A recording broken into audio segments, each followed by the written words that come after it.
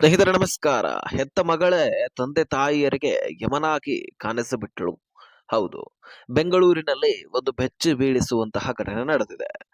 ತಂದೆ ತಾಯಿ ಹಾಗೂ ತಾಯಿಯನ್ನ ಬರ್ಬರವಾಗಿ ಹತ್ಯೆ ಮಾಡಿದ ಯುವಕಿ. ಸ್ವತಃ ತಂದೆ ತಾಯಿ ತನ್ನ ಜೊತೆಗೆ ಒಡ ಹುಟ್ಟಿದವಳು ತಂಗಿಯನ್ನೇ ಬರ್ಬರವಾಗಿ ಹತ್ಯೆಗೈದಿದ್ದಾಳೆ ತನ್ನ ಪ್ರಿಯಕನ ಜೊತೆಗೆ ಸೇರಿ. ಹೌದು ಸ್ನೇಹಿತರ, ಬೆಂಗಳೂರಿನ KR ಪುರದ ಸೀಗೆಹಳ್ಳಿಯಲ್ಲಿ ಕಳೆದ ರಾತ್ರಿ ನಡೆದಂತಹ ಭೀಕರ ಕೊಲೆ ಇದು. ಬೆಂಗಳೂರಿನನ್ನೇ ಬೆಚ್ಚಿ ಬೀಳಿಸಿರ್ತಕ್ಕಂತಹ ಘಟನೆ.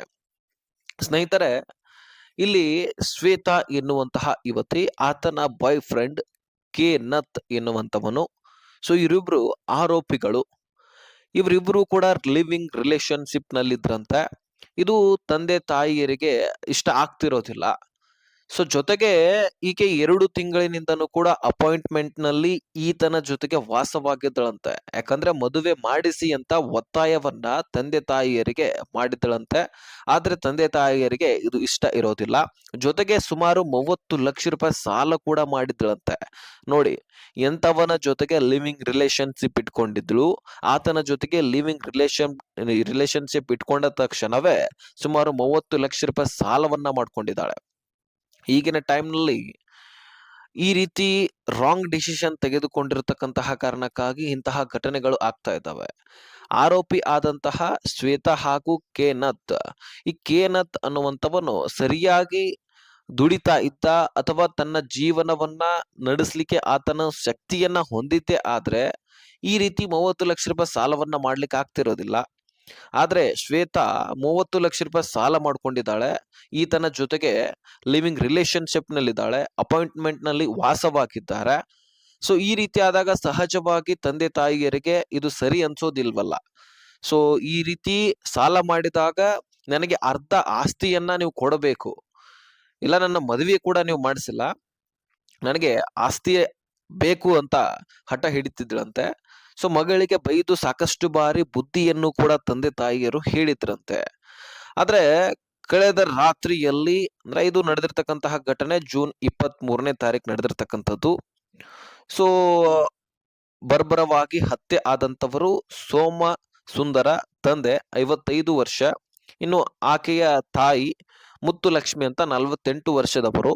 ಇನ್ನು ಆತನ ಸಹೋದರಿ ಸುಪ್ರಿಯಾ ಎನ್ನುವಂತವರು 20 ವರ್ಷ ಆಕೆಗೆ. ಇವರೆಲ್ಲರೂ ಕೂಡ ಆಕೆಗೆ, ಶ್ವೇತಾಳಿಗೆ ಬುದ್ಧಿ ಹೇಳ್ತಾ ಇದ್ರಂತೆ. ಆದ್ರೆ ಆಕೆ ಕೇಳ್ತಾ ಇರ್ಲಿಲ್ಲ. ಲಿವಿಂಗ್ ರಿಲೇಶನ್ಶಿಪ್ ನಲ್ಲಿ ಮಗ್ನನಾಗಿದ್ದಳಂತ ಹೇಳಬಹುದು. ಆತನ ಜೊತೆಗೆ ಆಸ್ತಿ ವಿಚಾರವಾಗಿ ಮನೆಯವರ ಜೊತೆಗೆ ಚರ್ಚೆ ಆಗ್ತಾ ಇತ್ತು, ಜಗಳಗಳು ಆಗ್ತಾ ಇದ್ವಂತೆ. ಮೇಲಿಂದ ಮೇಲೆಗೆ ಮನೆಯಲ್ಲಿ ಈ ರೀತಿ ಎಲ್ಲವೂ ಘಟನೆಗಳು ನಡೀತಾ ಇತ್ತಂತೆ. ಎಷ್ಟೇ ಬುದ್ಧಿ ಹೇಳಿದ್ರು ಸಹಿತ ಆಕೆ ಕೇಳ್ತಾ ಇರ್ಲಿಲ್ಲ ಅಂತೆ. ಅಷ್ಟು ಹದಗೆಟ್ಟಿರ್ತಾರಂತ ಹೇಳ್ಬೋದಲ್ವಾ, ಆ ರೀತಿ. ಯಾಕಂದ್ರೆ ಇಂತಹ ಮಕ್ಕಳನ್ನ ತೆಗೆದುಕೊಂಡು ಏನ್ ಮಾಡ್ಬೇಕು ತಂದೆ ತಾಯಿಯರು? ಸ್ವತಃ ಮಕ್ಕಳೇ ತಮ್ಮ ಪಾಲಿಗೆ ಯಮನಾಗ್ತಾರಂದ್ರೆ ಥಿಂಕ್ ಮಾಡಿ ನೀವೇ ಯಾವ ರೀತಿಯಾಗಿ ನೋವು ಅನ್ಸುತ್ತೆ.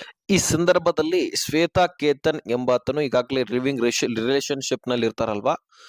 ಮಗಳಿಗೆ ಬುದ್ಧಿ ಹೇಳಿ ಕರೆ ತರಲು ಪೋಷಕರು ಹೋಗಿರ್ತಾರೆ ಅಪಾಯಿಂಟ್ಮೆಂಟ್ಗೆ.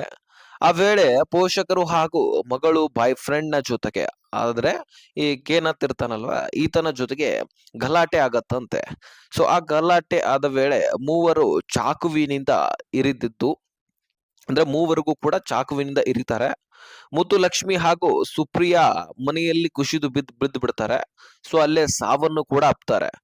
ಆಕೆಯ ತಾಯಿ ಮತ್ತು ಸಹೋದರಿ ಅಲ್ಲಿಯೇ ಸ್ಪಾಟ್ ಮೇಲೆ ಸಾವನ್ನಪ್ತಾರೆ. ಆದ್ರೆ ರಕ್ತದ ಮಡುವಿನಲ್ಲಿದ್ದ ಈ ಸೋಮಸುಂದರ್ ಅವರು ಹಾಗೂ ಹೀಗೋ ಎದ್ದು ಬಿದ್ದು ಅಂತ ಹೊರಗಡೆ ಬರ್ತಾರೆ.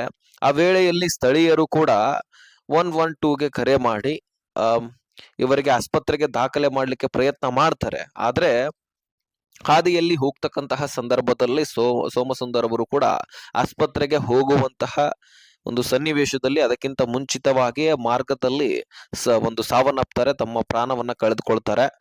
ಬರ್ಬರವಾಗಿ ಈ ಶ್ವೇತಾ ಹಾಗೂ ಕೇನತ್ ಅವರು ಈ 3 ಜನರನ್ನ ಹತ್ಯೆ ಮಾಡ್ತಾರೆ. ಮತ್ತು ಈ ಸೋಮಸುಂದರ್ ಅವರು ಸಾವನ್ನಪ್ಪೋಕ್ಕಿಂತ ಮುಂಚಿತವಾಗಿನೇ ಒಂದಿಷ್ಟು ಸ್ಟೇಟ್ಮೆಂಟ್ ಗಳನ್ನು ಕೂಡ ಕೊಟ್ಟಿದ್ರಂತೆ.